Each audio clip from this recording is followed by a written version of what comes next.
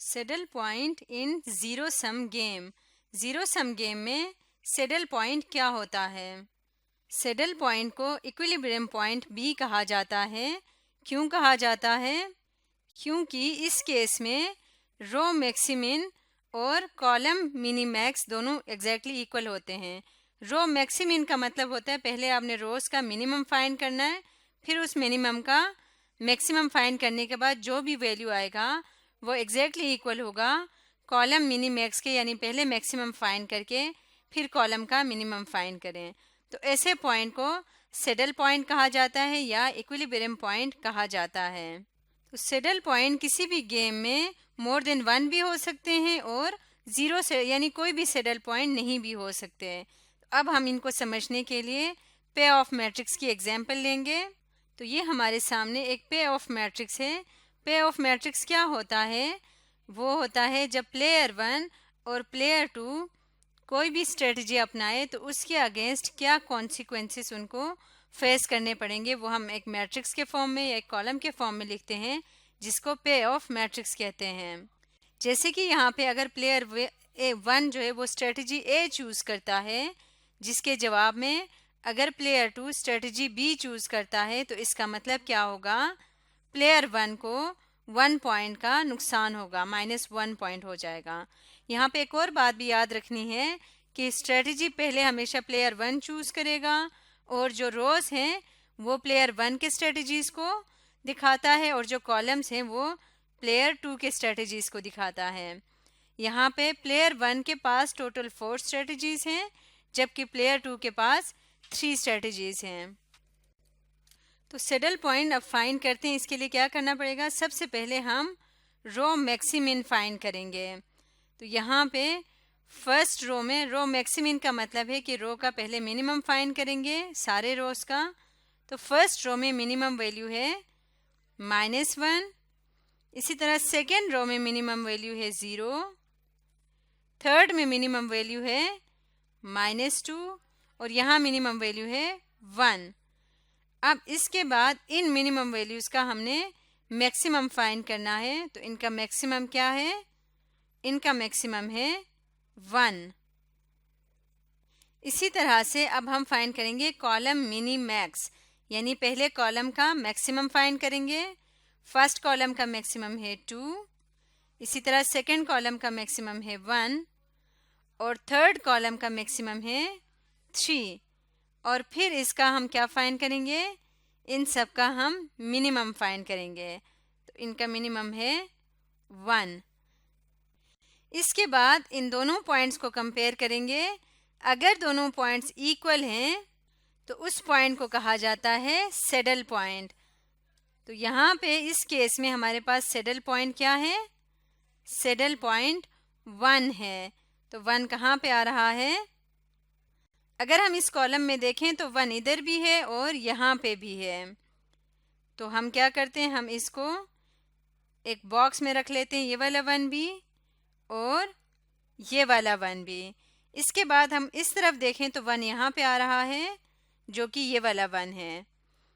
इसका मतलब जो हमारा सेडल पॉइंट है वो ये वाला 1 है, ये नहीं है, क्योंकि हमने देखना है कि दोनों के इंटरसेक्शन में जो 1 आएगा। तो इसको मैंने डिफरेंट कलर से सर्कल कर दिया। ये हमारा सेडल पॉइंट है और वैल्यू ऑफ गेम है। तो इस केस में हमने देखा कि सेडल पॉइंट, कितने सेडल पॉइंट्स आए? 1 सेडल पॉइंट आया और उसकी वैल्यू है 1। यानी कि प्लेयर 1 हमेशा स्ट्रेटजी डी चूज करने की कोशिश करेगा, जिसके अगेंस्ट प्लेयर 2 हमेशा स्ट्रेटजी बी चूज करने की कोशिश करेगा।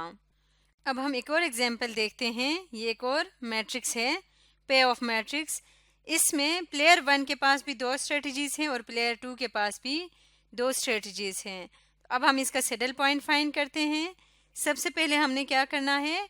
रो मिनिमम फाइंड करना है।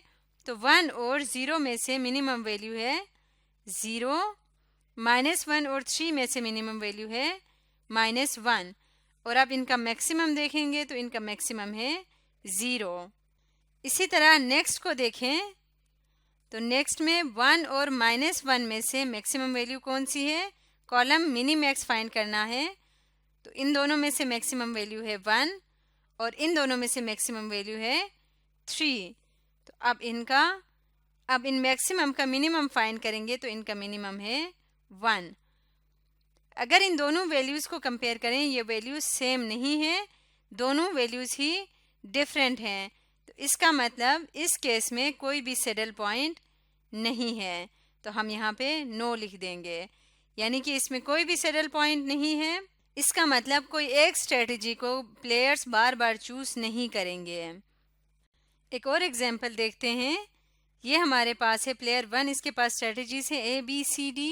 प्लेयर 2 के पास भी 4 स्ट्रेटजीज हैं। अब हमने इसका सैडल पॉइंट फाइंड करना है। सबसे पहले रो मैक्सिमिन करते हैं। तो फर्स्ट रो की मिनिमम वैल्यू है 1, सेकेंड रो में मिनिमम वैल्यू है -3, थर्ड रो में मिनिमम वैल्यू है 0 और इसमें मिनिमम वैल्यू है -4। इसी तरह से अब हम इसका इनमें से मैक्सिमम वैल्यू फाइंड करेंगे तो इसका मैक्सिमम है 0।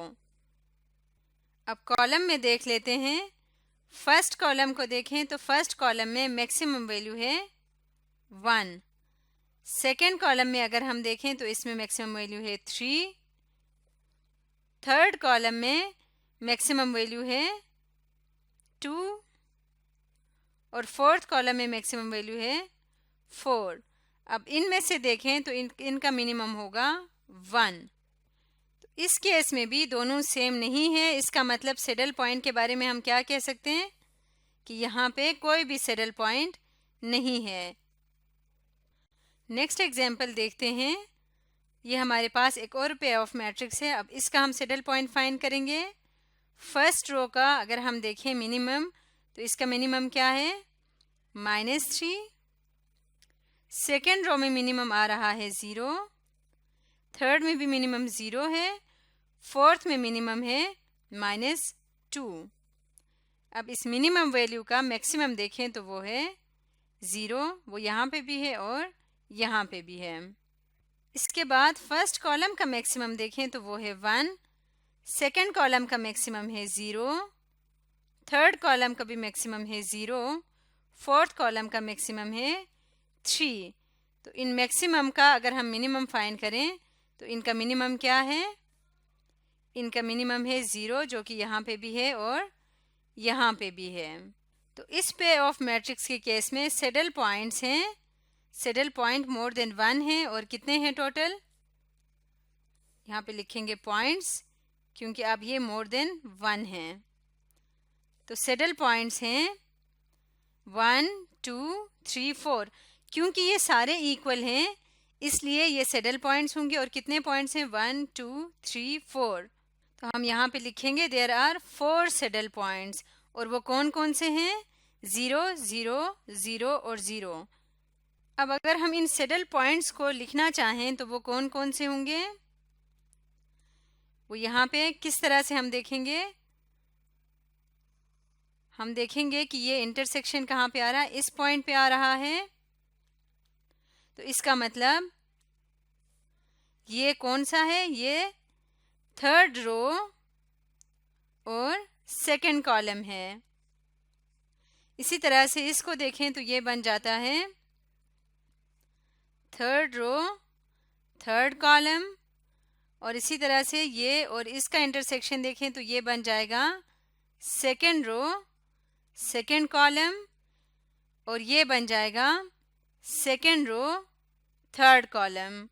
तो सैडल पॉइंट्स हमारे पास हैं 2 2। इसी तरह से नेक्स्ट है 2 3 और नेक्स्ट है हमारे पास 3 2 और नेक्स्ट है 3 और 3। ये हमारे पास सैडल पॉइंट है। और वैल्यू ऑफ गेम क्या होगा, वैल्यू ऑफ गेम होगी 0। तो यहाँ पे है वैल्यू ऑफ गेम, अगर हम इसको v कहें तो v इज इक्वल टू 0 और वो इन पॉइंट्स पे आ रहा है। हम अपने पिछले एग्जाम्पल्स में वैल्यू ऑफ गेम कोई सैडल पॉइंट लिखते रहे हैं। उस वक्त हमारे पास सैडल पॉइंट या तो 1 था या कोई भी नहीं था।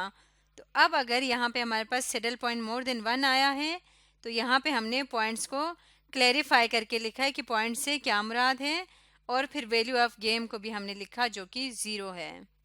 आमतौर पे इसी को ही सैडल पॉइंट कहा जाता है, लेकिन क्योंकि यहाँ पे 4 सैडल पॉइंट्स आए थे तो यहाँ पे हमने 4 दफ़ा 0 लिखने की बजाय हमने वो पॉइंट्स लिखे जिन पे ये वैल्यू आ रही है।